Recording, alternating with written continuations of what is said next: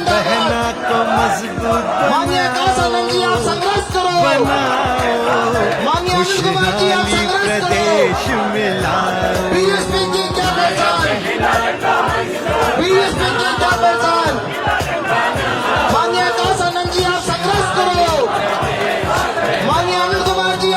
बसपा प्रत्यक्ष को विजयी बनाओ, नीला परचम लहराओ।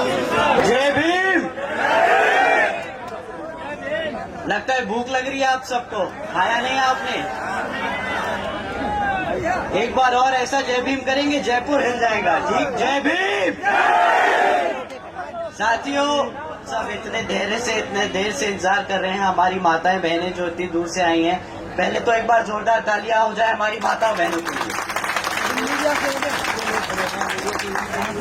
हमारे सारे बड़े बुजुर्ग, हमारे युवा साथी और हमारे मीडिया बंधु, आप सभी का भी मैं तहे दिल से धन्यवाद करता हूं कि आप सब जो यहाँ हमारी संकल्प यात्रा के समापन पे आए हैं।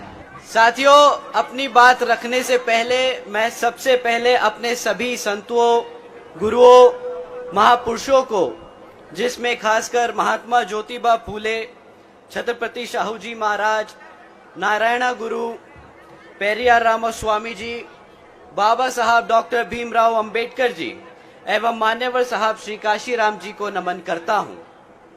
मान्यवर साहब श्री काशीराम जी के विचारधारा को और उनकी एकमात्र उत्तराधिकारी हमारी आदरणीय बहन कुमारी मायावती जी को मैं नमन करता हूं।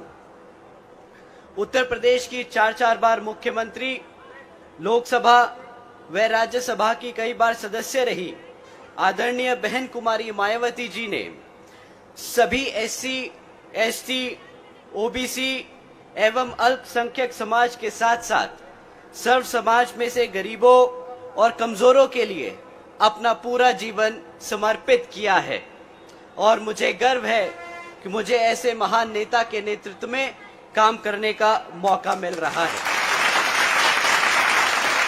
आदरणीय बहन कुमारी मायावती जी का मैं हार्दिक अभिनंदन और आभार व्यक्त करता हूं। आज यहां जयपुर में आप सबके सामने जो अपनी बात रखने का मुझे सौभाग्य मिल रहा है, तो मैं आप सभी का एक बार फिर से तहे दिल से धन्यवाद करता हूं। साथियों, मैं आज आपसे कुछ जरूरी बातें कहना चाहूंगा, जैसे कि यहां पर सुरक्षा के ऊपर, शिक्षा पर, महंगाई पर, रोजगार पर और विकास पर। परंतु अपनी बात रखने से पहले मैं आप सबको बाबा साहब डॉक्टर भीमराव अंबेडकर जी की एक बात बताना चाहूंगा। जब बाबा साहब जी ने भारत की संविधान के बारे में लिखना शुरू किया था, तब वे एक समता मूलक समाज की स्थापना करना चाहते थे और बाबा साहब ने लोकतंत्र की कुछ इस तरह व्याख्या की थी: a form and a method of government whereby revolutionary changes in the economic and social life of people are brought about without bloodshed। बाबा साहब के विचारों का भारत कुछ इस तरीके से था, जहां पर स्कूलों में बच्चों के बीच भेदभाव ना किया जाए, ऐसा था बाबा साहब के विचारों का भारत। जहां पर महिलाओं पर अत्याचार ना हो, ऐसा था बाबा साहब के विचारों का भारत। जहां पर हर जाति और धर्म को बराबर का सम्मान मिले, ऐसा था बाबा साहब के विचारों का भारत।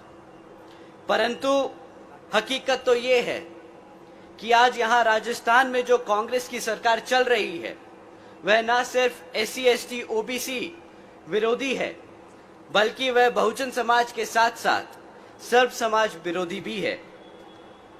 हमारे बहुजन समाज के साथ जो आज यहां अन्याय और अत्याचार हुआ है, वो किसी से छिपा नहीं है। छिपा नहीं है जो पाली में एक दलित मां और उसकी गर्भवती बेटी के साथ दबंगों ने करी मार पिटाई। छिपा नहीं है जो दौसा में एक दलित महिला के साथ किया 8 वैशी दरिंदों ने बलात्कार। छिपा नहीं है जो धौलपुर में एक 26 वर्ष की दलित महिला के साथ हुआ। वो मासूम बच्चा जिसको अपने पिता के साथ अब अपनी आंखों के सामने अपनी मां का गैंगरेप होते हुए देखना पड़ा। क्या बीती होगी उस पति पर जब राजस्थान की इस कांग्रेस सरकार ने इस घटना को एक मारपीट का केस बना दिया। क्या बीती होगी उस बच्चे पर जब उसने अपने पिता को इतना लाचार पाया और अपनी मां को इतना बेबस। मैं यहां मौजूद हर अपने युवा भाई और बहन से पूछना चाहता हूं कि अगर तुम उस बच्चे की जगह होते तो कैसा महसूस करते। मैं यहां मौजूद हर पति से पूछना चाहता हूं कि अगर तुम्हारी बीवी होती उस महिला की जगह तो कैसा महसूस करते। क्या आप लोगों का खून नहीं खौलता ऐसी खबरें सुनकर? बताइए। साथियों, इस कांग्रेस के राज में आज तक बहुजन समाज को न्याय नहीं मिला है। मिला है तो सिर्फ दुख और दर्द। अरे जो सरकार हमारी बहन बेटियों को सुरक्षा ना दे पाए, अरे जो सरकार हमारी बहन बेटियों की इज्जत ना कर पाए, उस मुख्यमंत्री को गद्दी पे बैठने का कोई हक नहीं।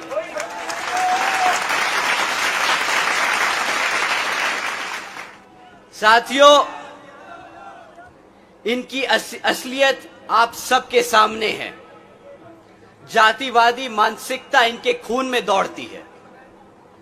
छिपा नहीं है कि किस तरह इस जातिवादी मानसिकता रखने वाली कांग्रेस सरकार ने हमारे बहुजन समाज के बच्चों को आज तक अशिक्षित रखा है।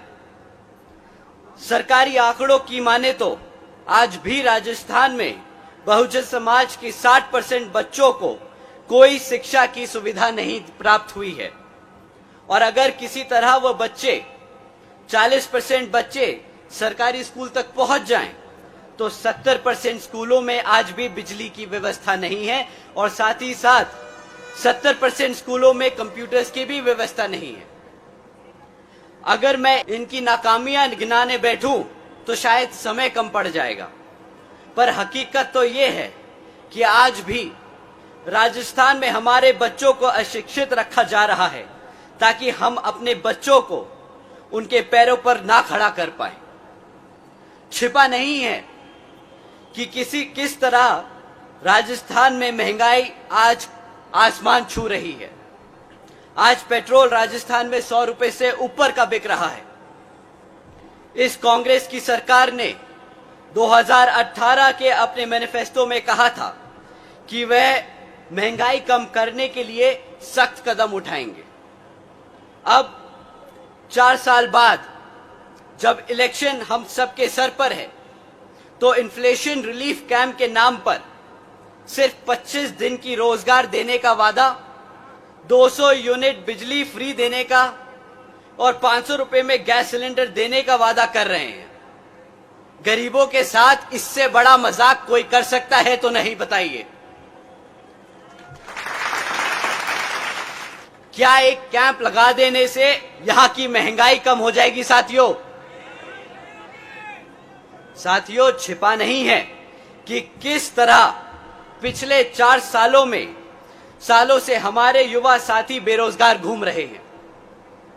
आज भी राजस्थान में 18.5 लाख से ज्यादा युवा बेरोजगार हैं और इन्हीं महान उपलब्धियों की वजह से राजस्थान की कांग्रेस सरकार ने राजस्थान को पूरे भारत में दूसरे नंबर पे लाकर खड़ा कर दिया। आज भारत की बेरोजगार की दौड़ में राजस्थान दूसरे नंबर पे आके खड़ा हो गया है। खाली यही नहीं, पिछले 4 सालों में 10,000 से ज्यादा युवाओं ने आत्महत्या की क्योंकि उन्हें रोजगार नहीं मिल पाया। कांग्रेस की सरकार ने इन 10,000 सुसाइड केसेस को, इन 10,000 हत्याओं को सुसाइड का नाम दिया है। हम इनको हत्या का नाम देते हैं। साथियों, कांग्रेस की सरकार के हाथों पर वो खून है उन 10,000 से ज्यादा मासूम बच्चों का जिनको झूठा भरोसा दिया था इन धोखेबाज कांग्रेस की सरकार वालों ने कि रोजगार मिलेगा। छिपा नहीं है किसी से कि छुपा नहीं है कि किस तरह आज भी यहां पर आपके पास पक्की सड़कें नहीं हैं, आज भी यहां पर आपके पास साफ पानी नहीं है, आज भी यहां पर आप सबके पास 24 घंटे बिजली नहीं है।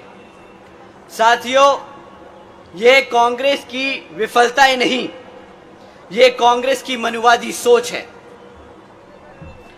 कमजोर को दबाकर रखना। साथियों, अगर कांग्रेस इस तरह है तो बीजेपी कुछ कम नहीं।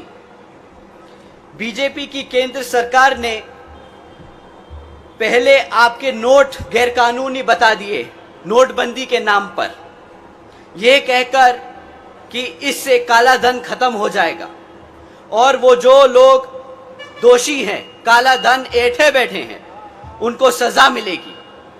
परंतु आज तक एक भी दोषी ना पकड़ा गया है और ना ही कोई जेल पहुंचा।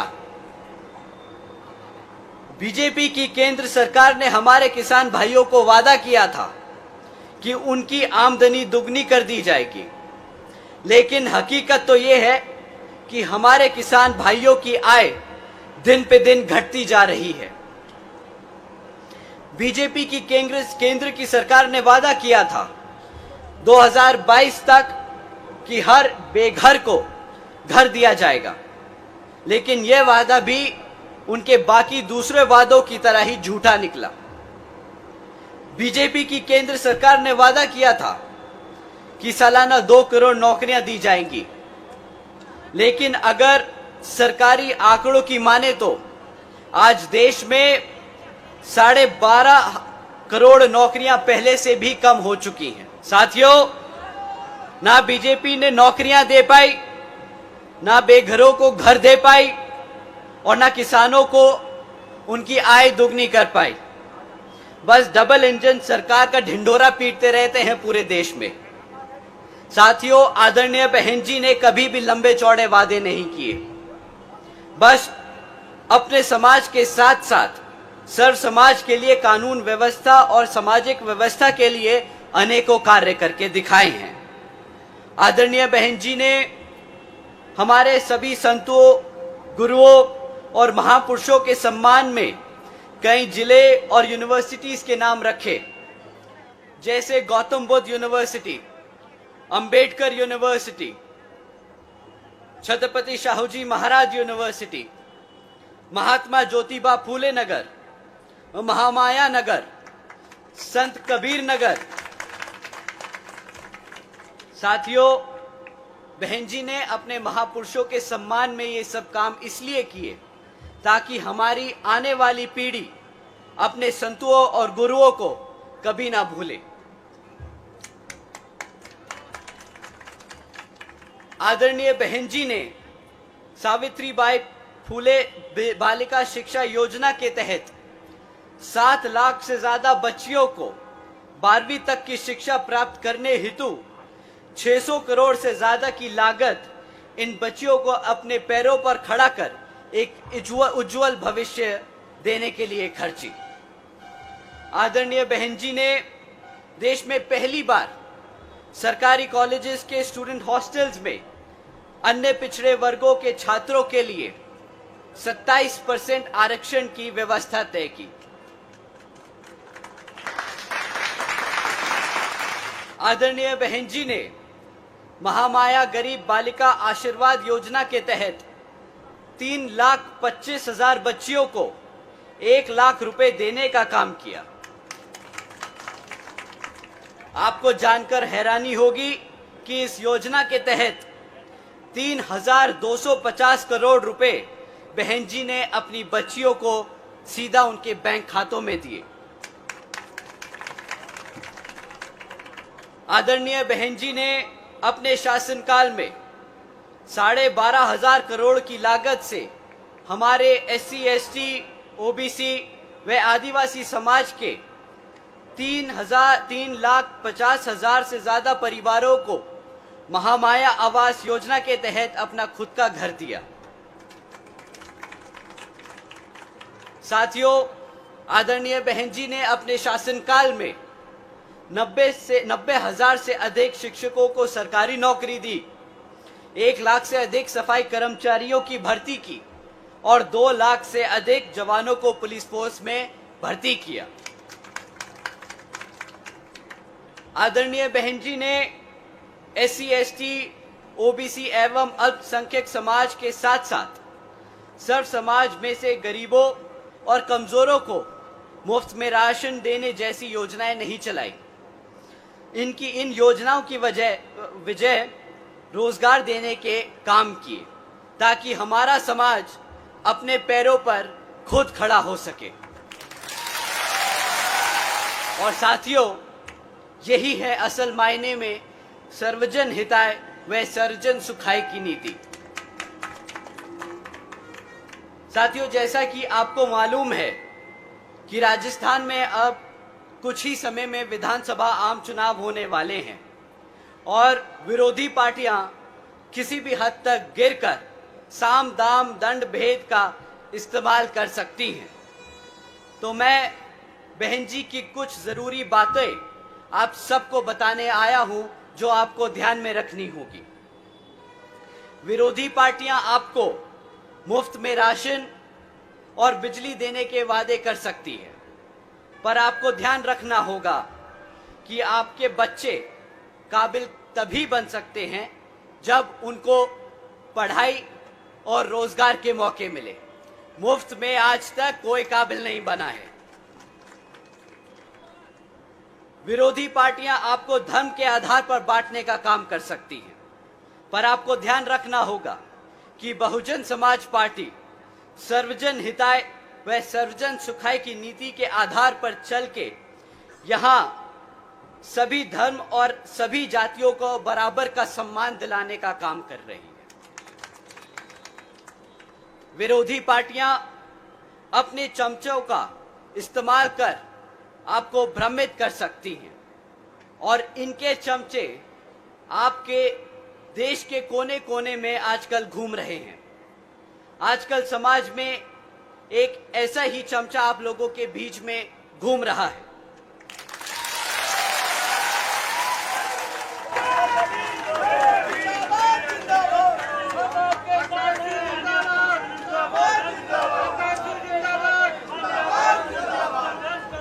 परंतु साथियों, हकीकत उसकी ये है, वो जो हमारे 1000 युवाओं के ऊपर मुकदमा लगवा के उन्हें फंसा दे, कभी कांग्रेस की गोद में जाके बैठ जाए तो कभी आरएलडी और आरजेडी की गोद में जाके बैठने वाला,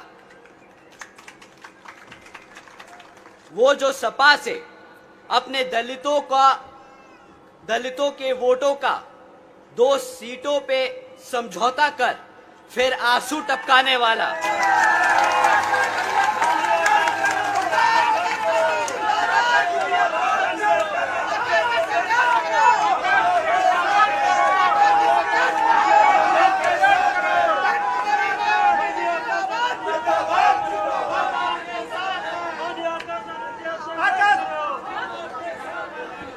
वो जो संविधान विरोधी केसीआर जैसे की गुलामी करने वाला आज अपने आप को संविधान का रक्षक बताता फिर रहा है।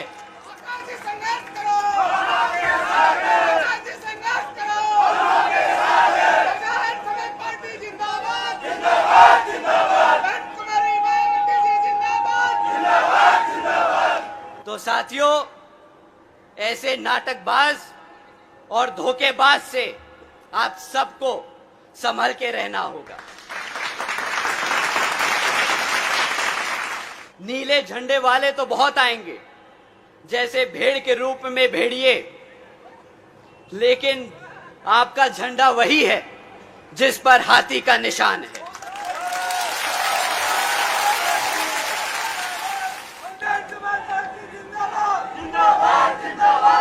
तो साथियों,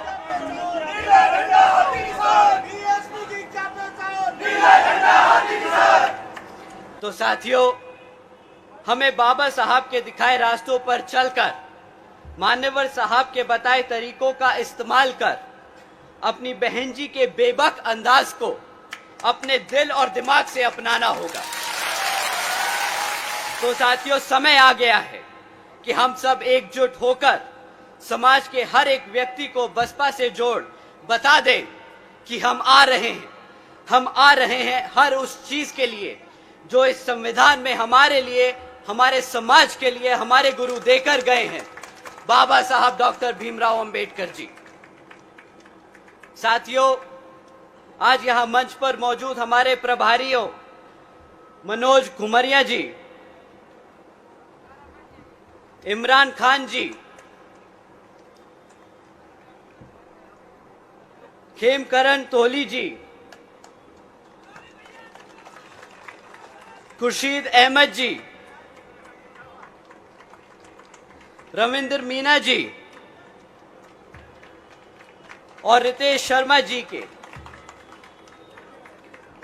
के लिए अपील करने आया हूं कि आप सभी इन सब को आने वाले विधानसभा आम चुनाव में विजय बनाकर जयपुर के विधानसभा में भेजकर बसपा का नीला झंडा लहराने का काम करेंगे।